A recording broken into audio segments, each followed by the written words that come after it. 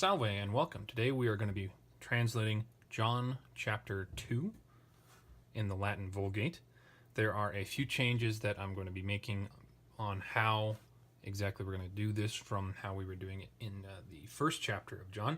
If you've been watching the Greek videos and you saw the one on Monday, then you'll want to skip the next bit of time. I'll try to remember to put a timestamp there for you to go by. But everybody else, this is what we're doing. I'm no longer going to be doing just one verse a week. I want to get through more than we did previously. I want to finish this chapter in less than 11 months or however long it was for chapter 1. We're also going to be changing when we do the review videos between the Greek and the Latin, see how they compare to each other. Instead, I'm still going to be doing it for every page, but this time it's going to be the same week that we finish that page. So this week we're going to go through the end of verse 2, and the next week we're going to finish with verse 4, and then the Friday of that week is going to be a review of Latin versus Greek.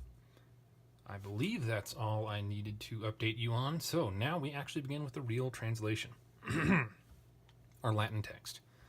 Et die tertio nuptiae factae sunt in Cana Galilaeae, et erat mater Iesu ibi. Vocatas est autem et Iesus et discipuli eius ab nuptias. That's as far as we're going to go. Our very first word is a coordinating conjunction. It's always nice to find those there. That's just a reminder that chapter 2 and chapter 1 are connected to each other. Moving on, we want to find our verb, and that will tell us if we what type of subject we're looking for, singular, plural, and so on.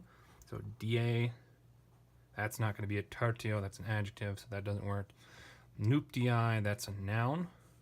Factae sunt, and there we have our verb. Sunt is the second word in our perfect passive form of this verb. AE is an important part of this. It tells us the gender of the subject. Sunt, with that nt, it tells us this is going to be a third person plural. Of course, it's perfect and passive because it's the periphrastic form. And it is indicative. And then we can also add on feminine. All right, so then we know that we want a plural feminine noun. And what we have right before it is nuptiae. Nuptiae has that AE, which could either be a genitive or dative singular, or it could in fact be a nominative plural. This verb does not want a indirect object, so dative is off the list. A nuptiae could be owning die tertio, but that seems a bit weird. Third day of wedding. Looking forward, we've got in Cana Galilaeae. Et introduces a new clause, so Galilaeae could technically also be our subject, so we'll want to put both of these options up there and try them out. Factae sunt alone means became, and became is spelled with two E's, sorry, or happened. So we have the option of wedding happened or Galilees happened. Now, wedding is a naturally plural word. It is plural in form, but it's singular in meaning, at least when we change it into English. But Galilee is not a naturally plural form word. There's only one Galilee, so this being the subject is kind of ludicrous. They'd be talking about more than one Galilee. It doesn't fit. So nuptiae is our most likely option. Nominative, plural, feminine. But remember, in English, we translate it singular. All right, and wedding happened. We can either go with die tertio, figure out what that is, or the prepositional phrase. Prepositional phrases are usually easier, so I'm going to do that next. In takes either the ablative or the accusative in its case. And if it's the ablative, it's telling us a location where. If it's accusative, it's normally going to tell us location into which. We don't have a verb of motion, so we shouldn't expect an accusative, but as we look at Cana, we should know that Cana is not a native Latin word. It's the name of a town in the Middle East, Palestine, Israel.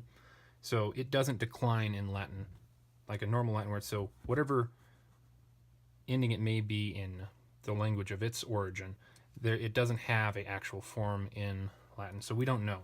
But since we don't have motion here, we should assume place where. So ablative is what the object would be if it could decline. So we're going to say just place where.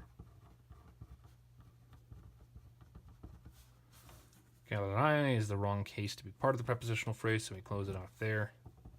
say in Cana. Now we can do die tertio or Galilae. Galilae, since it's standing alone, that seems easiest. We already know nominative plural is not an option. We still don't want a dative, so genitive is the best option there. And genitive owning Cana makes sense. Genitive singular feminine of Galilee. And now we can come back to this. Die tertio. Die is a fifth declension, feminine or masculine noun. It's gendered usually depends on how it is being used. At least that's what I remember. I could be wrong about that. I believe it's masculine when it's telling us time, and it's feminine the rest of the time when it's like acting as a direct object. Now we have the long E right here, which tells us this is ablative in form, and tertio is also an ablative, and it's in the masculine or neuter form, so that confirms that this is in fact masculine. Ablative, singular, masculine. And same for this one. And our ablative function, since we don't have any preposition with that, has to be an ablative of time, of course, with day and third, that makes sense. So ablative of time, when. Or it could be ablative of time within which. On third day, or within third, well, actually time within which doesn't make sense because we have a ordinal adjective right here, not a cardinal. So this one actually doesn't work. My mistake for even throwing that in there. Okay, so we have our first sentence finished, and on third day, wedding happened in Cana of Galilee. And now I can move on. Et is just another conjunction meaning and. Erat we've seen many times before in the previous chapter. It's from sum esse fui futurus. This is the third person, it's not plural, singular, and it is imperfect, active, and indicative. Was, so we want a singular subject for this. Looking ahead, we have mater. Mater is a third declension noun, so it's mater, matris. Er, as the ending of this word, only appears in two cases. It's either going to be nominative or vocative. We don't have direct discourse here, so nominative is the best option. Looking at Jesu and Ibi, neither of those can be nominative, so this is our only option, which is good. Nominative singular feminine, mother. And then Jesu is our next word, and Jesus' name, it seems, in every single language out there is a little bit weird in how it forms. In the Greek, it's got the same form for both the dative and the accusative. Yeah, I think it's dative and accusative that it shares. And in Latin, this looks like a fourth declension, but I'm not actually sure. But what I do know is going on here is Jesus is, in reference to mater, it's going to be of Jesus is how we should translate this. As for what exactly form this is, if it's what declension it is, I'll put a note at the bottom of the video now.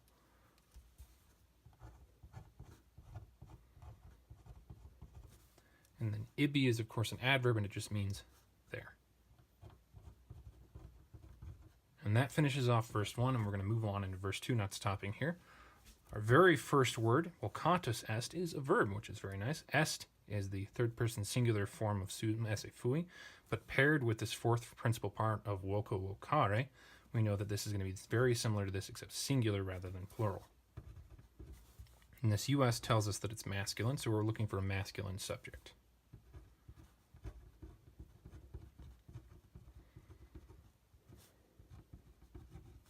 And it means called, or was called.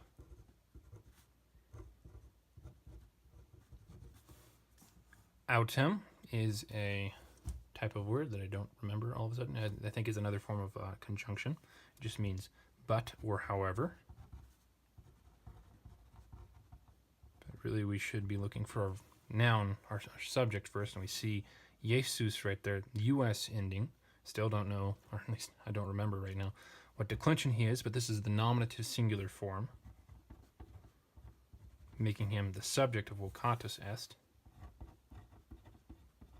And now we need to move back and take a look at et. And we have another et right here.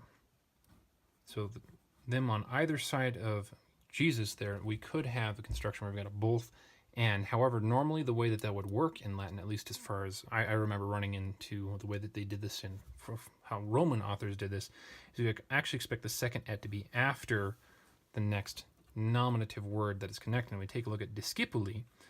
This long I right here tells us that it's, since there's nothing to own, eius, you can't really own that, and et can't be owned. Discipuli has to be nominative, plural.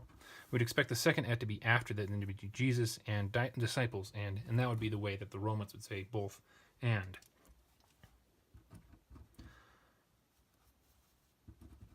However, this is not written.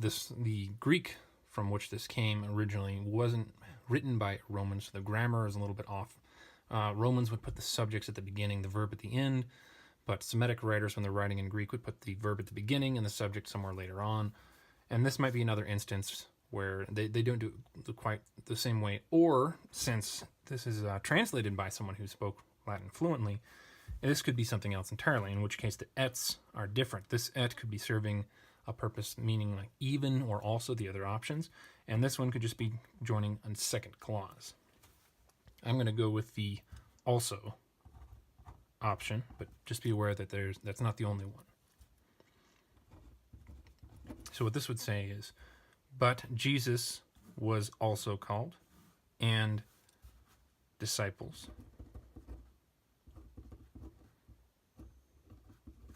Eius, this is from is, id, it's the genitive singular form. So it means of him, or his. Let's go with his. And now we have our last bit of the sentence right here, our prepositional phrase. Ad is clearly taking the accusative plural. And we're back. Sorry about that. As I was saying, ad here is taking the accusative plural, since we have as right there from this word, which we already know is a first declension. It's going to be a long mark over that. And it is still feminine. No changes there. Prepositional phrase ends right there. So this is going to tell us location to which. To wedding. And that finishes off everything up through verse 2. That's as far as we're going to go today. Now we want to see how it sounds all together. And on the third day, no article still. Wedding happened in Cana of Galilee, and mother of Jesus was there. But Jesus was also called, and his disciples to wedding.